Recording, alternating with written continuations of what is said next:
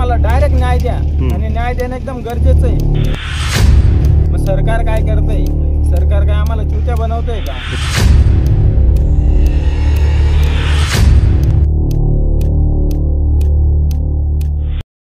राजनीति, आंदोलन, किसान, करप्शन, गरीबी, इन सभी मुद्दों पर आवाज उठाएगा अब तक न्यूज इंडिया। सत्ता के आगे जब भी सवाल कमजोर पड़ने लग जाए तो सवाल उठाने पड़ते हैं। बोल के लब आजाद है तेरे, बोल के सच जिंदा है अब तक। एकंदर जी घटना अत्यंत दुर्दैवी घटना या डोंगराळे गावामध्ये घडली।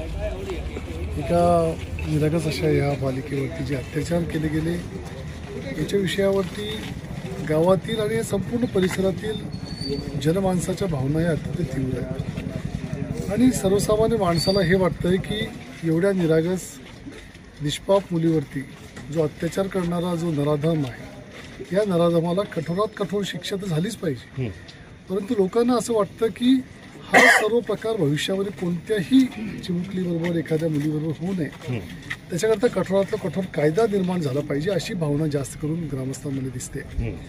एक कायद्याचं रूपांतर हे अशा प्रकारच्या नवीन कायद्यांमध्ये झालं पाहिजे की जेणेकरून परत कोणत्या माणसाची अशी हिंमत होणार नाही आणि म्हणून हा जो आरोपी आहे या आरोपीला शिक्षा ही लोकांच्या समोर दिली गेली पाहिजे आणि फास्ट ट्रॅकवरती हे तत्काळ चालवून लवकरात लवकर त्याच्यावरती निर्णय झाला पाहिजे ही भावना या ठिकाणी गावातील लोकांनी आणि संपूर्ण कुटुंबांनी त्या ठिकाणी बोलून दाखवली। हां, हे भावना आहे, पण आपण कायद्याच्या पलीकडे जाऊ शकत नाही।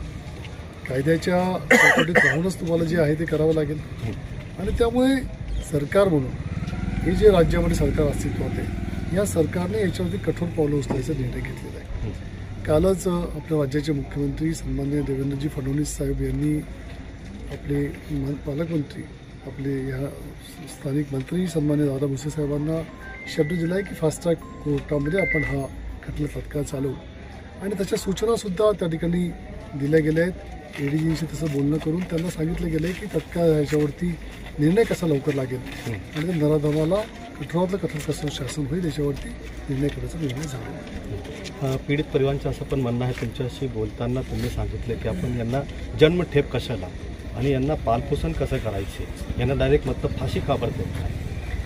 शेवटी भावना या तर तीव्र असणारच आहेत आणि त्या आपल्याला अपेक्षित आहेत, पण तुम्ही म्हणाला तशाच पद्धतीने कायद्याच्या चौकटीत राहून याच्यामध्ये आपल्याला तात्काळ निर्णय करून घ्यावा लागेल। आपण काय भूमिका घेणार याच्यामध्ये तात्काळ राज्य सरकारला ह्या ज्या सर्वसामान्य माणसांच्या भावना आहेत या भावना काय फक्त डोंगराळे गावापुरता मर्यादित नाही, पूर्ण राज्यात या संपूर्ण राज्यभरामध्ये ह्या भावना निर्माण झालेल्या आहेत आणि त्यामुळे या स्थानिक ज्या भावना आहेत आपल्या परिसराच्या आपल्या या भागातल्या धुळे नंदुरबार नाशिक जिल्ह्यातल्या ज्या भावना आहेत या भावना तात्काळ पुन्हा एकदा सन्माननीय मुख्यमंत्री महोदयांच्या कानावर टाकणं आणि त्यांना ह्या सर्व सामान्य माणसांच्या भावनांची जाणीव करून अजून याच्यामध्ये जास्त प्रभावीपणे कसं काम करता येईल त्याकरता करण्याचं काम आम्ही करू। मी डोंगराळ्याला राहतो।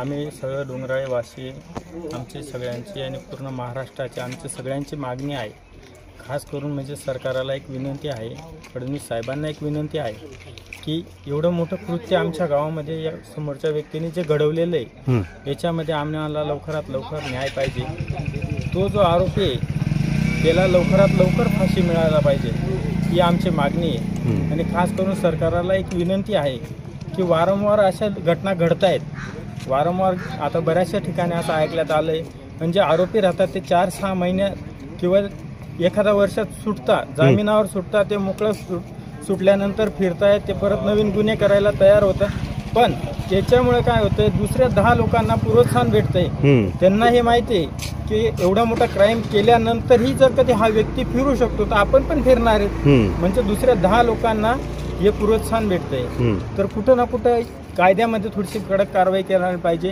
आणि माझी सरकारकडनं एक मागणी की जी यज्ञ बाळाचं जे झालेलं आहे हिच्या नावानुसार एखादा कसा कायदा बनवायला पाहिजे सरकारने की जेणेकरून 10 वर्षाच्या आजच्या मुलीवर जर कधी असं काही घडतंय तर त्याची एकदम अशी कठोर कारवाई घेतली पाहिजे की 2 दिवसात 3 दिवसात डायरेक्ट निर्णय लावायला पाहिजे।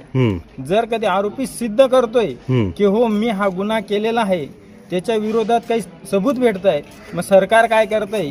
सरकार काय आम्हाला चुत्या बनवतंय का? बरोबर आहे का नाही? मग आमचं फक्त एवढीच मागणी आहे की आम्हाला आमिष नका दाखवू, आम्हाला असे फक्त हे नका दाखवा, कारण नका दाखवा, आम्हाला डायरेक्ट न्याय द्या. आणि न्याय देणं एकदम गरजेचं आहे.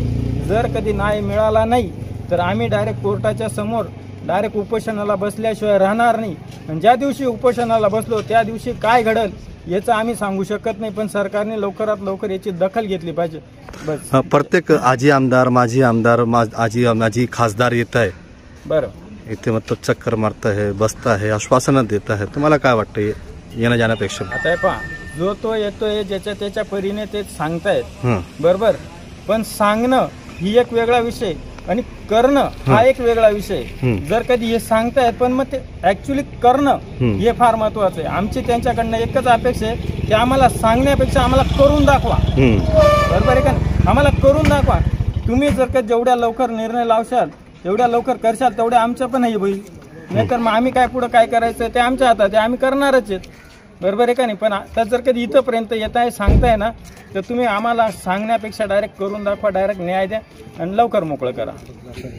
आपलं किशोर पगार. काय म्हणणं आपलं, जे घटना आपल्या गावात घडलेली आहे? ही घटना एवढी दुःखद घटना झाली की या अशी घटना नको व्हायला, कधीच नको व्हायला. त्याला अशी शिक्षा भेटली पाहिजे की पूर्ण भारतामध्ये याची जाणीव झाली पाहिजे.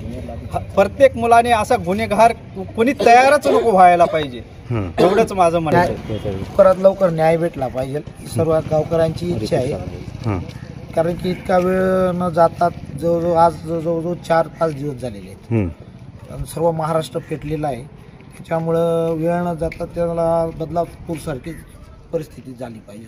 म्हणजे एवढीच आमच्या सर्व गावकऱ्यांकडून मागणी आहे. आता ते मनोज जारांगे पाटील हे पण येत आहे, गिरीश महाजन हे पण मतलब इथे येणार आहे. काय अपेक्षा यांच्याकडे आपली? तीच अपेक्षा आहे की लवकरात लवकर न्याय भेटला पाहिजे आम्हाला, बस एवढीच अपेक्षा.